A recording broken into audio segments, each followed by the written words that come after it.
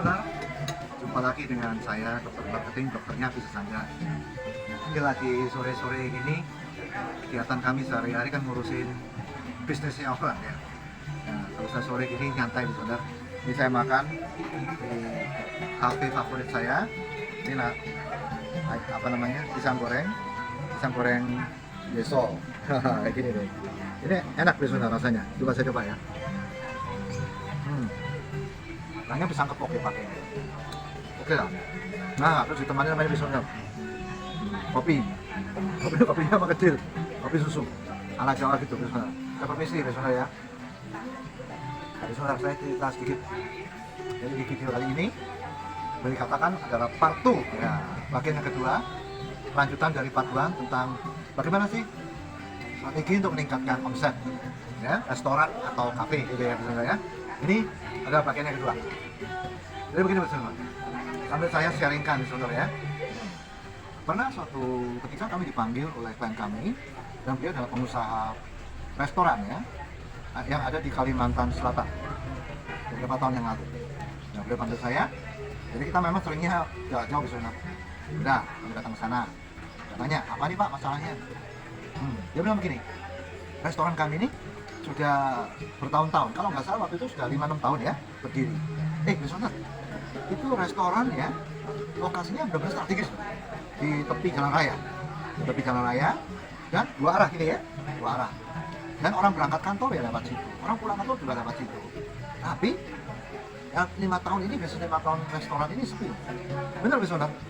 Begitu kami dijemput dari bandara, langsung menuju ke restorannya. Sekarang diajak makan pagi ya, breakfast di sana. Saya cuma tanya, ini favoritnya apa? Oke, ini favoritnya katanya soto. Nah, soto dari Kalimantan yang terkenal. Udah, makan. Udah, itu waktu kalau nggak salah jam 10-an saudara. Ya, dari jam 10-an udah nyampe di restonya, sekalian makan pagi di sana. Benar saudara. Dari jam 10 pagi sampai malam saya ngobrol terus ya. Sampai jam 8 sampai jam 9 ya tutup. Benar-benar payah nggak saudara. Sehari yang masuk orangnya cuma 1 orang, 2 orang. Omsetnya sehari rata-rata 50.000 atau 75.000. Dan orang kalau masuk situ cuma gini doang, cuma teh, kopi, tidak terlalu pesan makanan. Ada lah makanan, ya bisa hitung lah, 50.000, 75.000 makanannya cuma berapa porsi. Iya betul. Akhirnya saya berpikir, apa yang kira-kira salahnya gitu ya. Oke, keesokan harinya kan saya memang nginep ya ke malam. Keesokan harinya kami dijemput lagi, udah mulai saya lihat. Lalu saya pikir apa yang salahnya. Benar. Nah di sini memang fungsinya konsultan adalah membantu melihatkan blind spot atau sisi yang tidak terlihat oleh si konsultan tersebut. Ternyata restorannya kan sudah bilang strategis, tapi jalan raya, ya kan? Tapi ketutup, terhalang oleh sebuah pohon yang cukup besar. Jadi dari arah sini nggak gitu kelihatan, dari arah sini nggak gitu kelihatan. Cuma dari salah satu sisi aja yang kelihatan. Satu, gitu sudah ketahuan. Ya udah, kami benahin terus. Akhirnya kami masuk ke dalam. Berarti ini nyambung dengan yang part 1 saya cerita bahwa eksternal itu mendukung. Jadi orang nggak tahu ada restoran di situ. Padahal sudah 5 tahun udah berdiri, orang nggak gitu tahu ada restoran di situ. Makanya eksternalnya dibenerin. Ya, kan yang terhalang tadi dibenerin.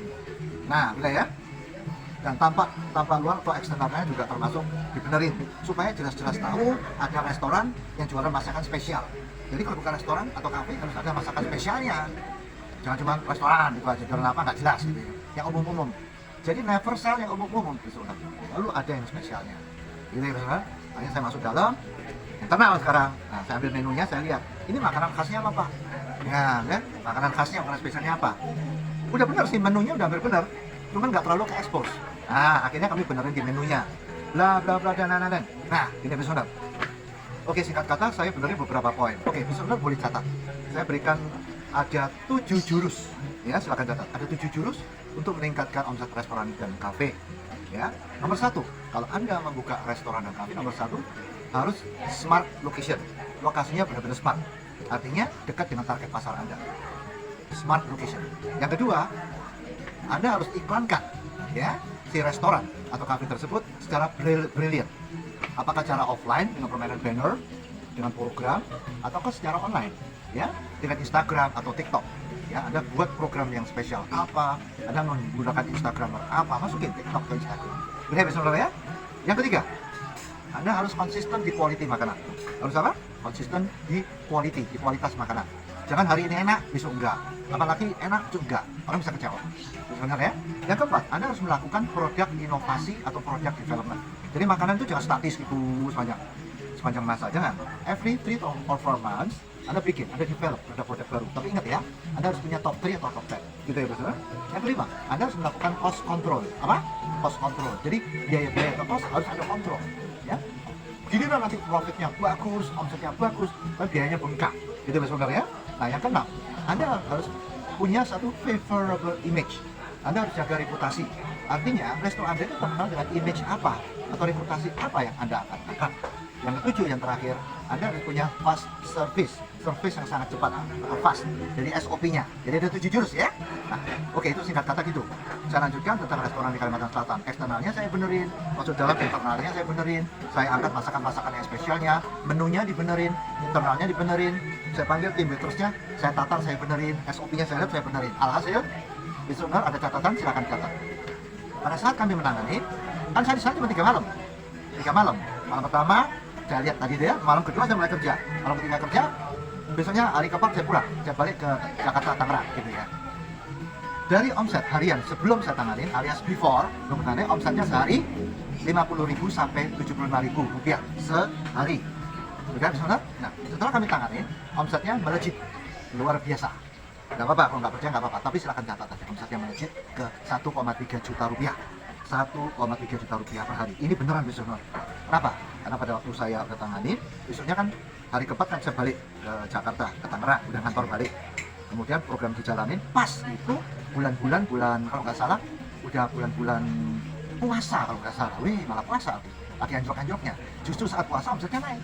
Saya telepon kan, di hari ke-7, nah, kan 3 hari di Kalimantan Selatan. Nah, di hari keempat saya balik, aplikasi program, hari ke-7 saya kaget nggak? Omsetnya naik dari 1,3 juta rupiah. Ya, nah, oke, 1,3 dari 57.000 lonjak ke 1,3 juta. Nah, setelah berapa minggu kemudian turun dia. Jangan bingung, jangan mikir kok turun misalnya, bukan.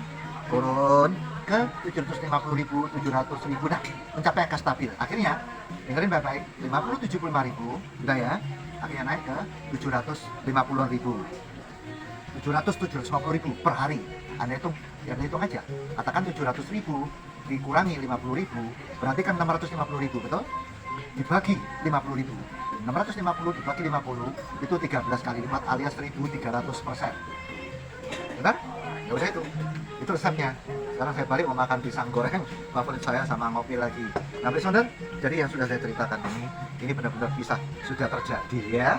Sudah terbukti nyata, ada buktinya semua. Silakan lihat di Instagram kami, silakan lihat di website kami www.doktermarketing.com atau Instagram kami. Nanti tertera di akhir dari video ini. Oke. Anda ada semua yang punya restoran kafe, terapkan 7 strategi kami, 7 jurus sakti untuk restoran, ya. Nanti mungkin saya sambung di part ketiga, tapi sudah saya buktikan kan, omsetnya naik luar biasa bukan? Sehingga ketika saya tanganin itu hampir 2 minggu atau 3 minggu, ownernya telepon saya, Coach, udah saya transfer uangnya Coach, gitu ya. Loh, saya bingung, loh kan transfer? Mungkinnya di awal udah transfer kan gitu ya. Nah, kalau konsultan kerjanya kan transfernya di depan, paham ya? Kalau konsultan kerjanya transfernya di depan. Setelah 3 minggu atau 2 minggu gitu ya, dia telepon lagi, bukan Coach, ini sebagai rasa terima kasih kami karena omset kami naik luar biasa. Tadinya restorannya udah mau ditutup, sekarang malah buka luar biasa, tambah menu-menu yang lain. Jadi transfer apa? Ditambahkan fee kami lagi sebagai tanda terima kasih kami. Terima kasih Pak Steve, jadi terima kasih Coach Steve. Udah ya, bisa benar ya, udah terbukti ya. Oke, jalanin bisnis ini, jalanin strategi jurus-jurus ini. Jika ada pertanyaan, ada masalah, silakan tanya. Jangan lupa subscribe di YouTube channel kami di akhir dari video ini. Atau ada mau konsultasi, silakan konsultasi gratis. Sekarang pisang goreng deso sama kopi saya lanjutin. Oke, salam sehat selalu untuk Anda semua. See you in the next video.